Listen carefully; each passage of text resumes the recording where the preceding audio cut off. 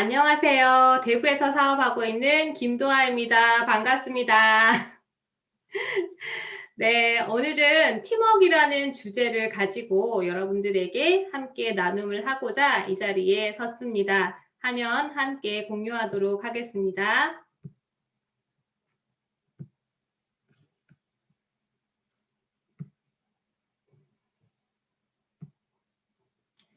네, 저는 팀워크는 사람을 낚는 어부다라는 주제를 가지고 그렇게 제목을 붙였는데요.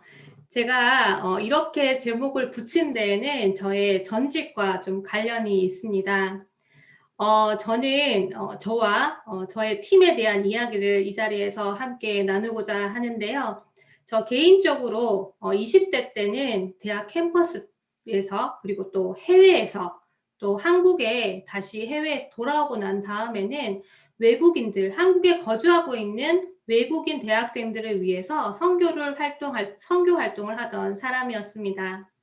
그러다 보니까 아무래도 많은 나라를 다니게 되고 한국에서도 타 지역에 많이 가서 외국인 대학생들을 만나고 그들을 위해서 봉사하고 헌신을 하다 보니 저의 개인적으로 건강을 챙기지는 못했었는데요.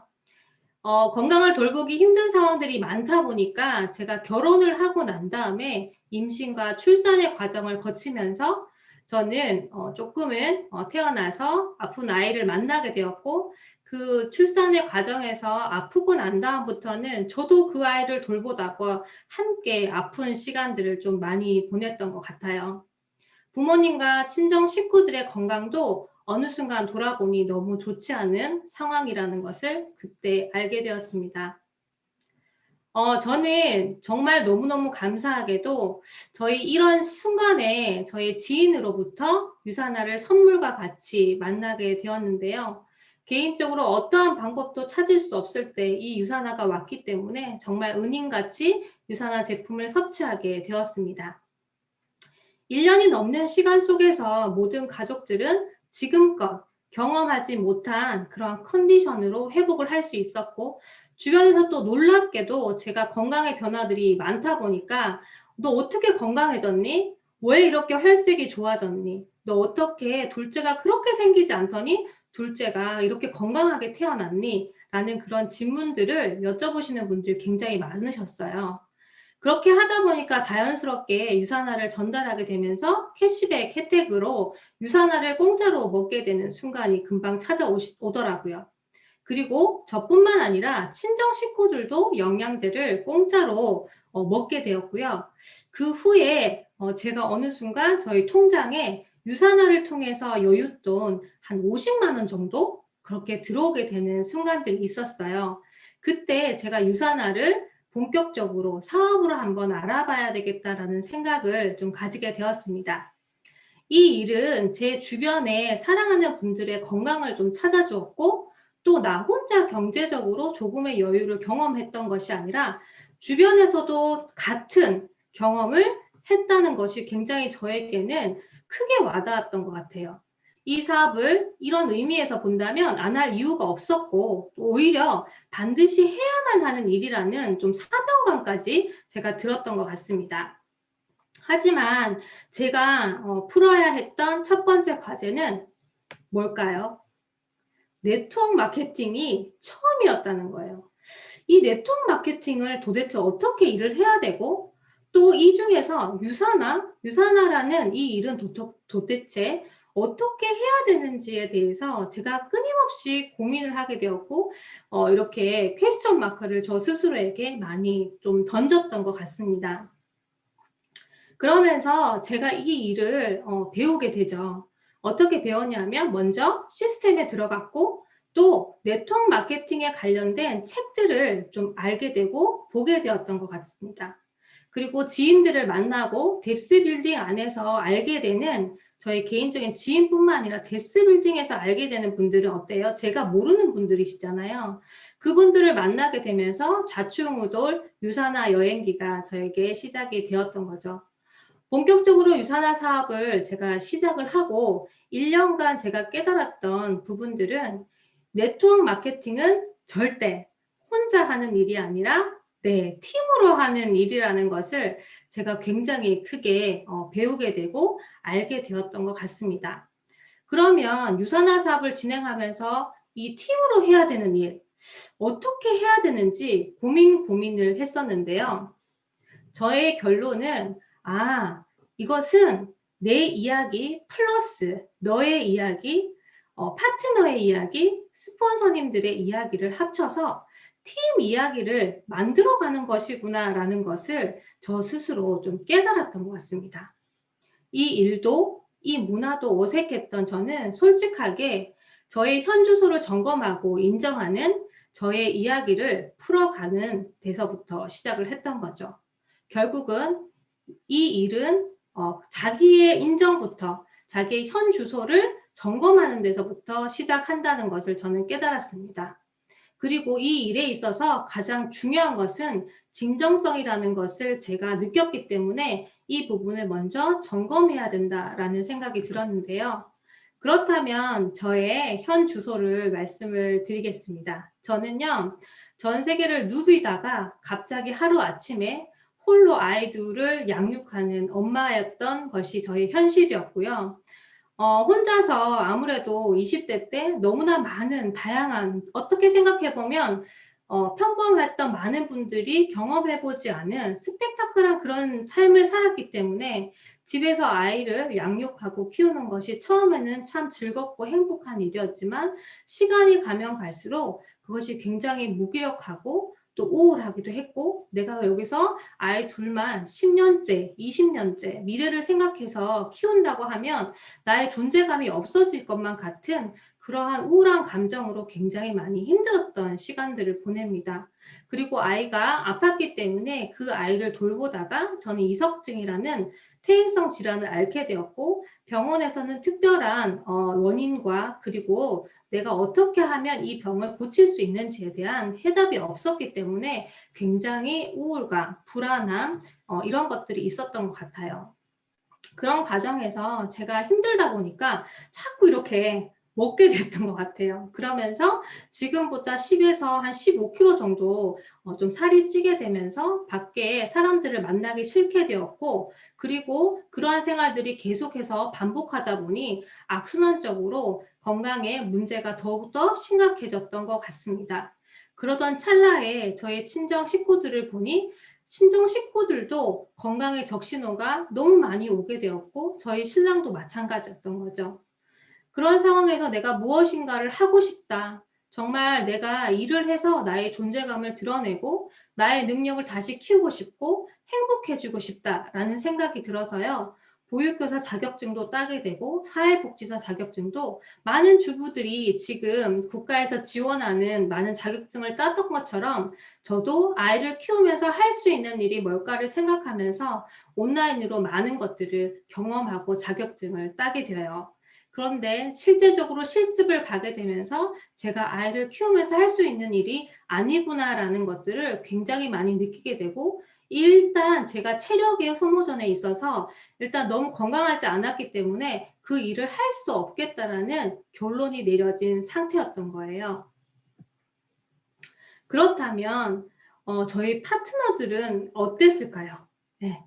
그때 마침 제가 유산화를 저의 의도와 상관없이 유산화가 막 전달되었고, 그 전달된 파트너들의 뎁스 빌딩이 저의 의지와 또 상관없이 제품력이 너무 뛰어나다 보니까 계속해서 전달이 되었던 거예요. 그래서 저희 파트너들의 상황은 정말 유산화를 통해서 화이버즈 하나로 유산화를 만나서 변비가 해결되셨던 분이 갑자기 출산 과정에서 의료사고로 죽다가 살아나신 분도 계셨고요. 그리고 하루에 정말 15시간 이상을 잠을 꼭 자야지만 일상이 가능했던, 그런데 유산화를 통하여서 건강한 일상이 가능해진 그런 파트너들도 있었습니다.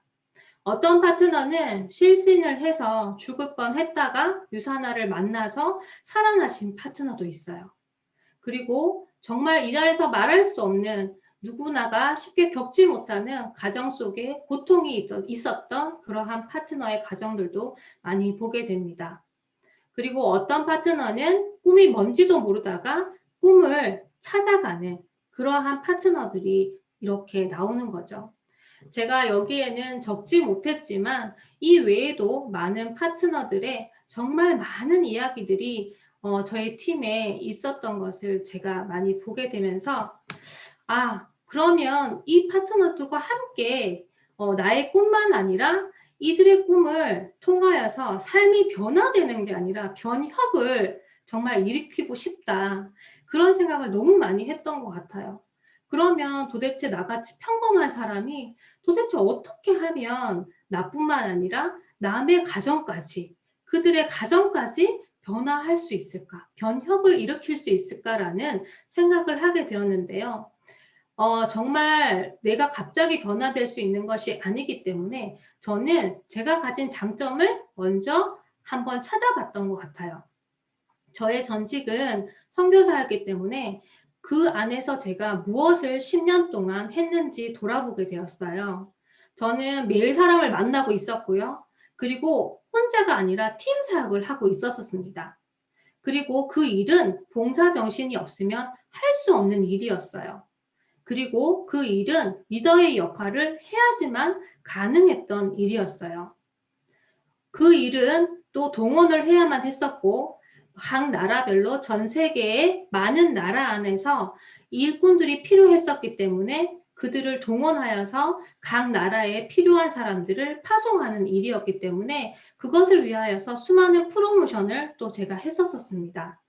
그리고 그들을 교육시켰고 또 각 나라에 필요한 인력들을 위해서 영어도 가르치고 또 그들을 위하여서 봉사정신이 무엇인지 무엇을 전달해야 되는지 그들의 필요가 무엇인지를 니들을 파악하는 일들을 위해서 끊임없이 공부했었고 그들을 위해서 강의를 했었던 일을 제가 하고 있었던 거예요.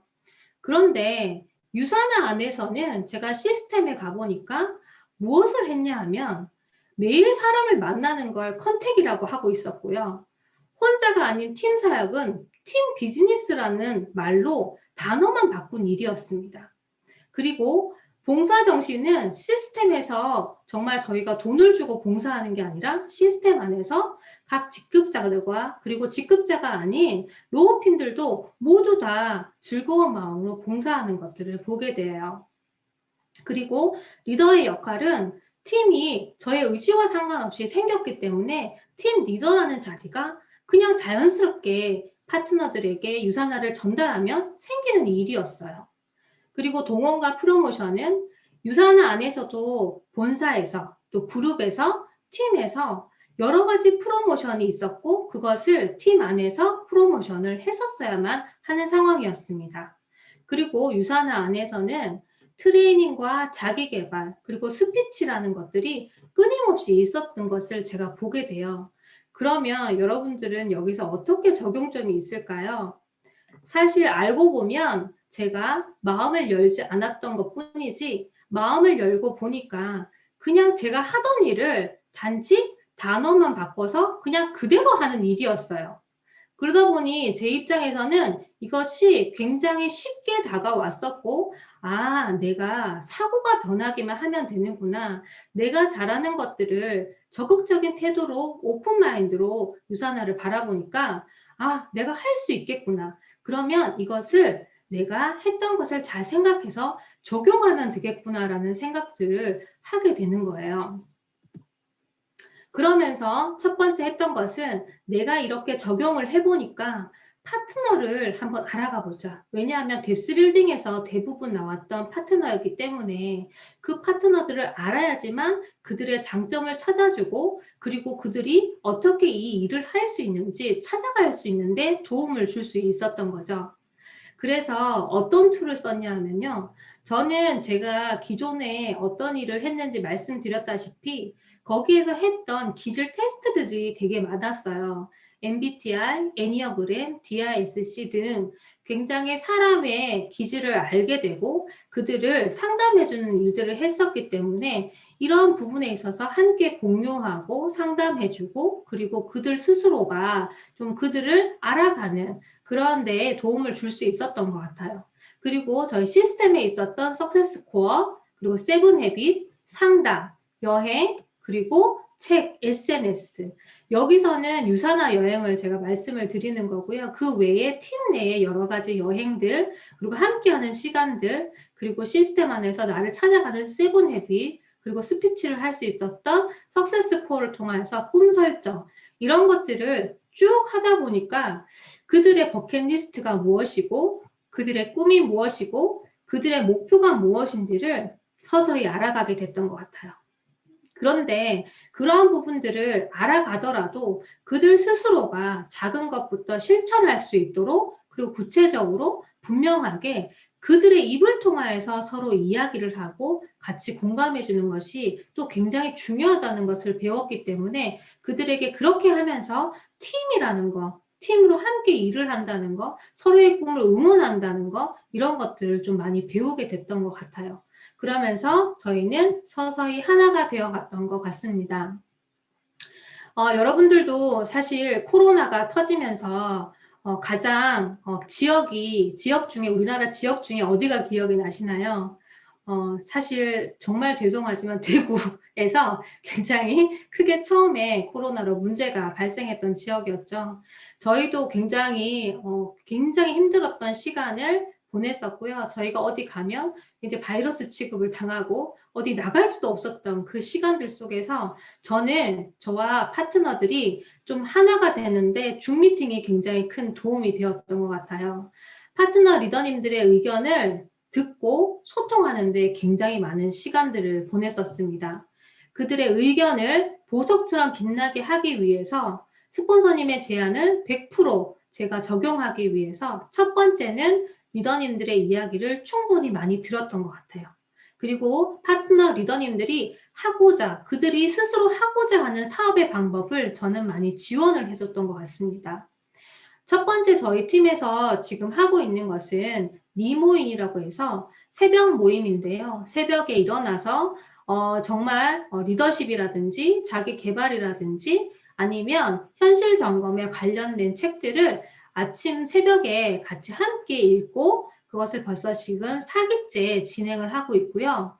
그리고 리셋방은 어떤 한 리더님께서 유산화를 통하여서 건강한 삶을 좀 전달하고 싶다, 전파하고 싶다라는 그 의견들 속에서 리셋방을 지금 7기째 진행을 하고 있습니다.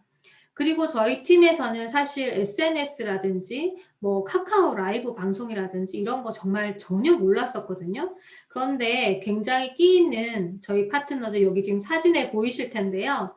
파트너들이 굉장히 재밌어요. 그 파트너들이 카카오 라이브 방송을 하고 싶다, 유튜브 영상 강의를 한번 해보고 싶다, 이렇게 대구에서, 제주에서 각 리더님들이 원하시는 대로 그 장을 열어드리기 위해서 저는 많이 서포트하고 그들 스스로가 처음부터 끝까지 기획하여서 저희 팀 안에 그것을 공유하였고 많은 분들이 찾아와서 소비자 구축을 하는데 코로나 위기를 많이 극복했던 하나의 사례입니다.